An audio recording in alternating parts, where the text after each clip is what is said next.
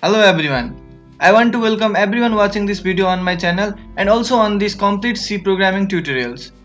In this tutorial, you will learn C programming from very basic to really advanced.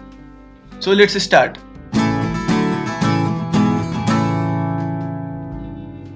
This is part 11 and today I'll be talking about control statement. So if you are new to this channel, then please subscribe my channel and also make sure that you watch all the previous part. I have also provided a link in the description. What are control statements then? Control statements are those statements which alter the flow of the execution of the program. So normally in our previous programs, the instruction or the statement were executed in the same order in which they appeared in the program.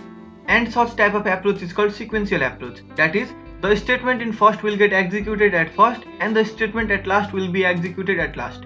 So these are used when we need to perform repeated actions or need to skip some statements.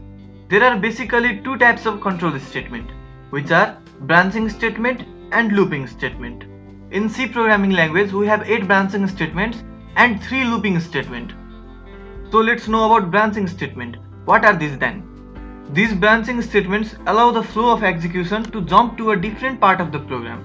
These statements are useful to transfer the control from one block to another block over the program. So these branching statements are further categorized into two types, which are conditional branching and unconditional branching. So what are conditional branching? This conditional branching statement check the condition of a given expression to execute the code.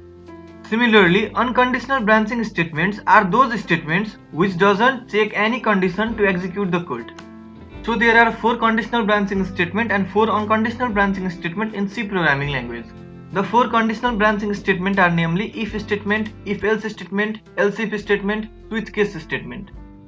Similarly, unconditional branching statements are go to, return, continue and break.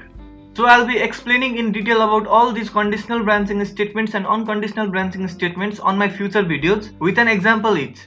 So if you like this video, please hit the like button and don't forget to subscribe my channel and also click the bell icon to get notified about my future updates.